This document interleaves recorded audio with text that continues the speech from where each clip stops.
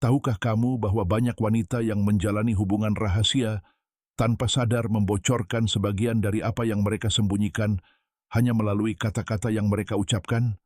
Dalam video ini, kita akan membahas 5 kalimat yang sering diucapkan oleh wanita yang berselingkuh. Kalimat-kalimat ini mungkin akan membuatmu melihat hubungan dari sudut pandang yang benar-benar berbeda.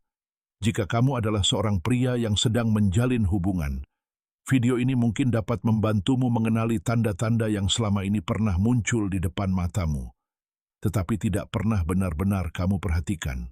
Namun sebelum kita mulai, jika menurutmu informasi dalam video ini bermanfaat, jangan lupa untuk berlangganan channel ini dan aktifkan lonceng notifikasi agar tidak ketinggalan video-video terbaru.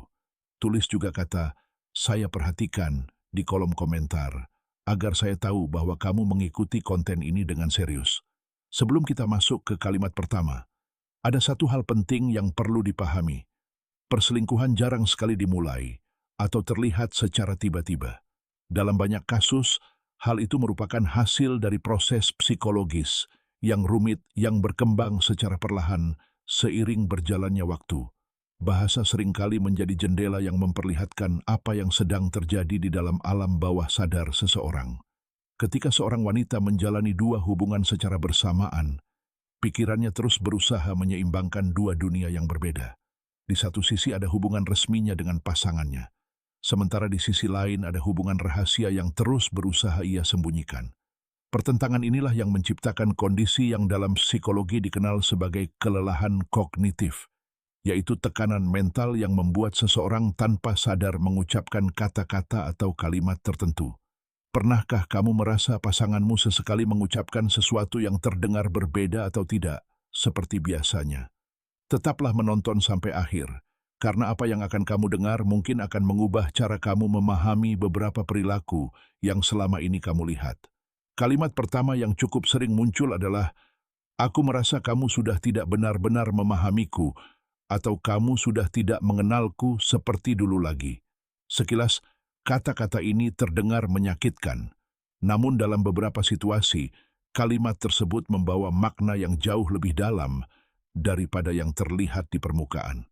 Dalam sebagian kasus, mungkin ada orang lain yang menurutnya lebih mampu memahami dirinya. Ketika ia terus mengulang kalimat seperti ini, bisa jadi tanpa sadar ia sedang membandingkan hubungan yang sekarang dengan hubungan lain yang menurutnya memberikan kepuasan emosional yang lebih besar. Dari sudut pandang psikologi, kalimat ini juga bisa menjadi bentuk pembenaran bagi dirinya sendiri. Jika ia mulai meyakinkan dirinya bahwa pasangannya sudah tidak lagi memahaminya, maka mencari seseorang yang mampu memberikan perasaan tersebut akan terasa semakin masuk akal di dalam alam bawah sadarnya. Akibatnya, sebagian tanggung jawab seolah-olah berpindah kepadamu.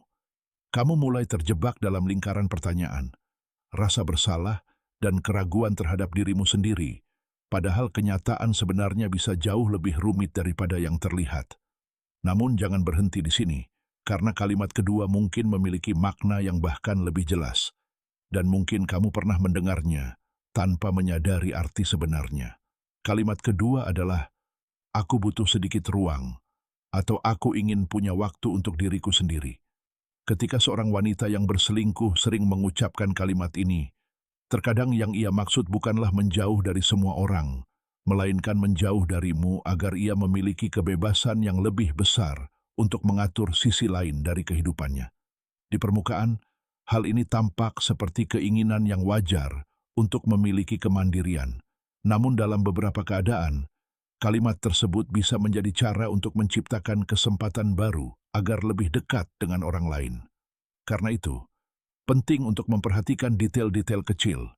Jika ia terus mengatakan bahwa dirinya membutuhkan ruang pribadi, tetapi pada saat yang sama sangat aktif di media sosial, sering keluar rumah, bertemu teman-temannya, dan menjalani kehidupan sosial yang sangat sibuk, maka mungkin masalahnya bukanlah kebutuhan akan kesendirian. Bisa jadi yang sebenarnya berubah adalah seberapa dekat ia denganmu. Wanita yang benar-benar membutuhkan ruang pribadi biasanya menggunakan waktu tersebut untuk merenung, mengevaluasi diri, memulihkan kondisi emosional, atau mengembangkan dirinya. Sebaliknya, Jika ada keterikatan emosional dengan orang lain, semangat untuk berkomunikasi dan menjalani aktivitas sosial biasanya tetap tinggi. Hanya saja pasangan utamanya tidak lagi dilibatkan. Hal lain yang juga menarik adalah waktu munculnya permintaan seperti ini. Sangat sering kalimat tersebut diucapkan tepat setelah momen kedekatan emosional atau keintiman yang mendalam. Salah satu alasannya adalah karena momen seperti itu dapat memunculkan rasa bersalah, sehingga menciptakan jarak sementara menjadi cara untuk mengurangi tekanan psikologis yang sedang ia rasakan. Sekarang kita masuk ke kalimat ketiga, yang termasuk salah satu kalimat yang paling layak diperhatikan karena biasanya terdengar sangat masuk akal. Kalimat ketiga adalah, "Ini bukan tentang kamu," atau "Hal ini tidak ada hubungannya denganmu." Kalimat ini sering muncul ketika kamu mulai melihat perubahan pada perilaku pasanganmu dan mencoba mencari tahu apa yang sedang terjadi. Namun, alih-alih mendapatkan penjelasan yang jelas, kamu justru menerima jawaban bahwa semuanya tidak ada kaitannya denganmu. Padahal, dalam hubungan yang dekat, sebagian besar perubahan emosi akan memengaruhi pasangan, baik secara langsung maupun tidak langsung. Ketika seseorang berkata bahwa masalah itu bukan tentangmu, terkadang hal tersebut hanyalah cara untuk menghindari pembahasan mengenai sesuatu yang sebenarnya tidak ingin ia ungkapkan. Pesan yang tersembunyi seolah mengatakan, "Tolong, jangan terus mencari tahu tentang hal ini." Banyak pria tidak menyadari bahwa kalimat ini terkadang muncul bersamaan dengan perubahan emosional yang disebabkan oleh hubungan lain. Ia bisa menjadi lebih dingin, kurang peduli, atau bersikap berbeda dari biasanya. Saat kamu mulai mempertanyakan perubahan tersebut, jawaban seperti ini menjadi cara yang paling mudah untuk menghindari mengungkapkan penyebab yang sebenarnya. Menariknya, dari sisi psikologi, orang yang mengucapkan kalimat tersebut bahkan bisa saja benar-benar merasa bahwa dirinya sedang melindungimu dari rasa sakit. Namun akibat yang sebenarnya adalah kamu kehilangan kesempatan untuk memahami apa yang benar-benar sedang terjadi.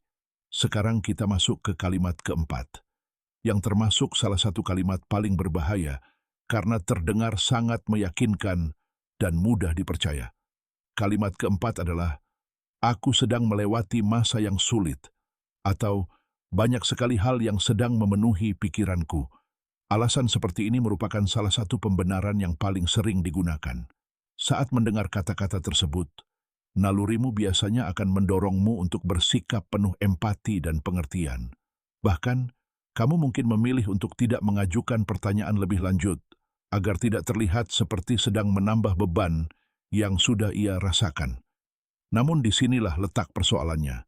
Seseorang yang benar-benar sedang menghadapi masa sulit biasanya justru mencari dukungan dari pasangannya dan lebih mengandalkannya. Sebaliknya, dalam sebagian kasus perselingkuhan, kalimat ini dapat digunakan sebagai alasan untuk membenarkan jarak emosional yang mulai ia ciptakan terhadap pasangannya.